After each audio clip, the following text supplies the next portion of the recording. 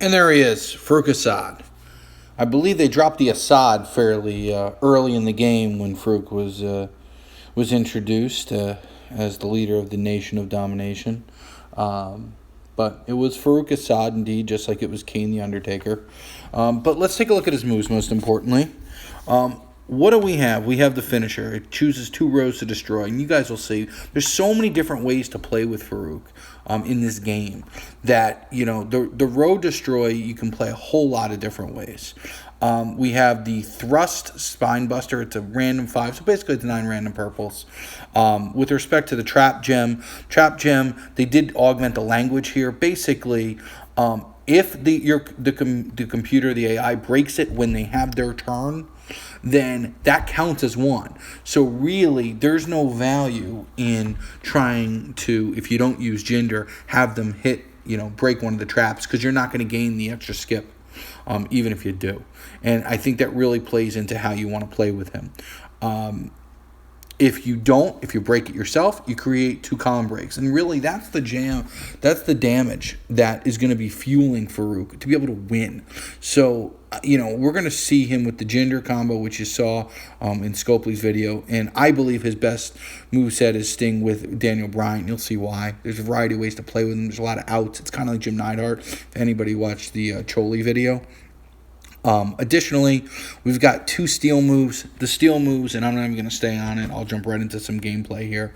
The steel moves are really only for annoyance purposes. There isn't a whole lot of value to them because, generally speaking, the point of them, they don't feed. Even with the purple, you're stealing the purple, but you need to have the column breaks with them. So that's where we are in that respect. I'm facing a Hell Mode version of NXT Ambrose. And I'm going specifically with, in this circumstance, I'm going with the Jinder build to kind of show you the peaks and the valleys of the Jinder build. Obviously, we need a red match. So we're not going to chase the red match. We're going to set it up if we can. They've got their yellow. And it's going to be 6 random reds. So we better get our reds while we can. So that's what we're going to do. We're going to get our red here and do what we can. So he's going to set up his greens.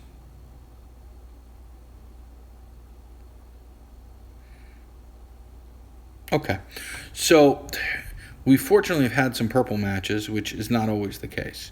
Now, in this circumstance, we've got only 5 randoms because we're not using Daniel Bryan into purple, and we're going with the traps where we only have 2 traps. Well, we put Jinder on him, 2 goes to 5 max. I've only got 4. The computer can only break 3. So at the end of the day, that's kind of the question mark here. Usually, if there is a cascade, the computer will take that cascade, even over damage matchups such as the green or a yellow that even gets set up. So what I'm going to do is I'm going to put it on the black here. I'm going to put 3 of them. And I'm going to put this one on the purple. Why am I putting it on the purple? Because we want the column breaks to go out onto 2 purple gems. Now, the computer prioritizes the columns in the same way they do with X gems. So for example, if we don't put it on, let's say we just want to do the blue and we want to leave purple on the board for when we go random, the problem we're going to have is that if there's a purple match with a column break on it, the computer won't take a cascade. They won't take a priority gem like a green gem for damage. They will do everything in their power to break our column break. So let's take a look there. And they're going to break it anyway. So, and yet they don't. So it's really, and this is right there the danger with Jinder. You don't know. I mean, usually you do, but you don't know. So fortunately, he's not a turn 2 killer, and we're not hung out to dry. But you just saw right there specifically why I don't love using Jinder. And this just adds even more to my point. What did we just do here? We used the random. What are we doing here? What are we doing, people? We really don't have a whole lot of places to go. At this juncture, I'm going to have to take the green away. The move, the finisher isn't ready. And he sets up another green. So, I mean, it's just you're not going a whole lot of directions. And that's the danger with Jinder, just plain and simple. This is extremely interesting, what's going to happen here. And I say extremely interesting because of this. And this was brought to light by a member of the Grim Creepers, DJBS. They go left to right in breaking. It's not destroy all at once. So it goes gem to gem. So what's going to happen here is we're going to have, obviously, the columns being broken. And when the columns are broken, and it'll be broken second. Now, what will happen, interestingly enough, is that there will be purple gems that could potentially go and be broken. So let's take a look at what's going to happen. So we got the trap here on lane 2. That's going to be broken. We got a trap here on lane 2. I'm going to trap here. So everything after that is going to be, because that's 2, 4, that's going to be 6. So we're going to have 6 column breaks go on purple, which means that when we set this off, that 4th purple gem is going to turn into a column, and it's going to set up another column break. And you'll see exactly what I'm talking about here. See, boom, and there it went. It went in a flash, but you can see it. So there is some upside. I mean, it just takes a heck of a long time to get there. But there could be a situation where, you get your finisher ready and you're laying traps, and then you look and you say, oh my goodness, if I break 2 traps, it's obviously then going to turn one of the purples in my row, because each trap goes to 2. So there is some value with Jinder here. I'm just of the belief that he's a little bit slow, and it's extremely speculative when it comes to how you lay down his gems and how he works from a trap basis. The other way to go is with Daniel Bryan, and he's a bit more clean in terms of how his gems get laid and how we can play with him. And what I'm going to do to go, and mind you, we do have the class advantage, so if I can get in 2 quick matches, that's ideal. So we're going to go here. It's real simple. Ideally, what you want to do is you want to lay these trap gems, assuming we get a red match, which we're doing. You want to lay them to where potentially they can be set off.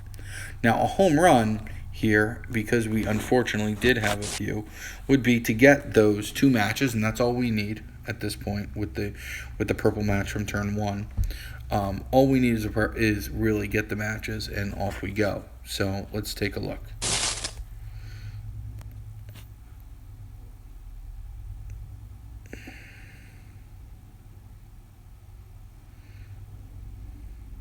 See, even with Daniel Bryan, I mean, that's a weird circumstance. Usually you'd have 5.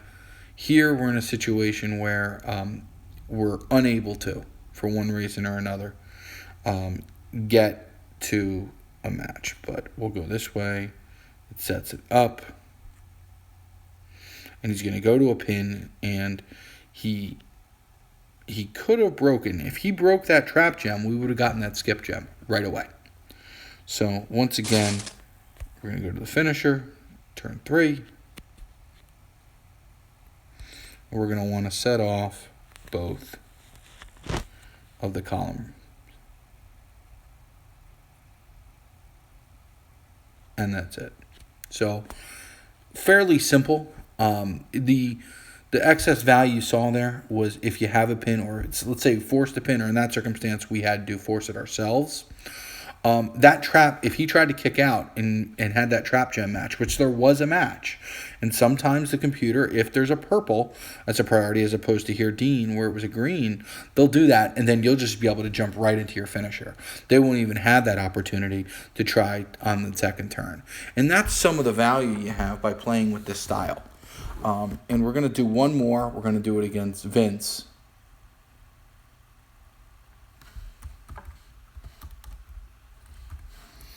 Assuming everything loads properly.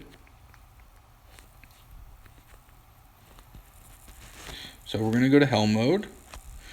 I don't want to do the tag links. Obviously, the 15% would be really helpful with the Nation of Domination link. But I kind of want to give you guys a different look. Usually I use the tags because they're normally the best to kind of deal with. But, you know, let's go Brock. Where's Brock? Where are you, buddy? There you are. Let's face an 80-80 Brock. 80-80 Brock with the class advantage. Now, unlike any other Brock, obviously, we want to avoid, like, the plague, any of the greens.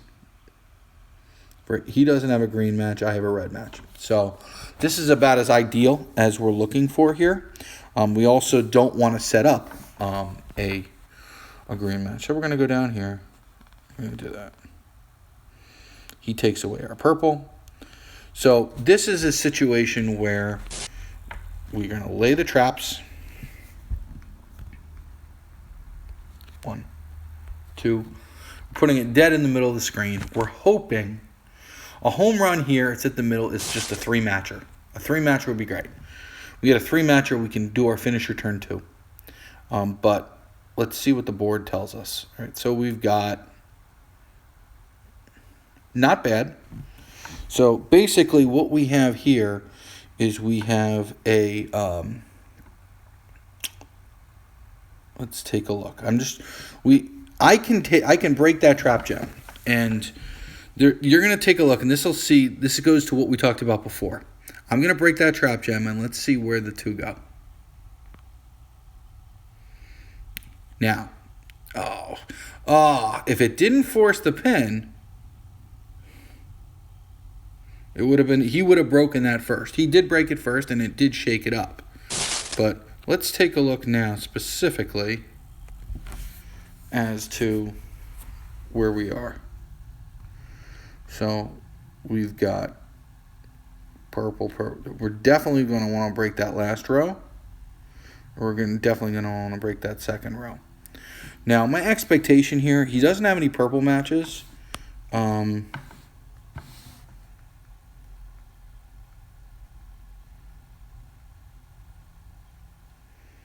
We come in about 42K.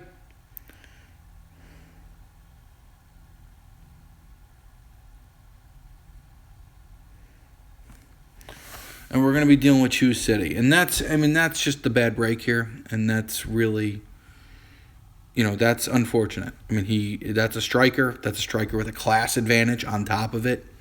And we pretty much just need to get super duper lucky. And I'm just not holding my breath here. You almost want, because he'll probably not do the choose first. I'm going to probably leave this purple out here, even though it's probably not in my best interest to. I'm along with the black there, because I'm going to hope to see if maybe we can get a premature pin. One thing I think he could do too, actually, if I get rid of some of this, he will take out our cross first. So let's see how he handles this.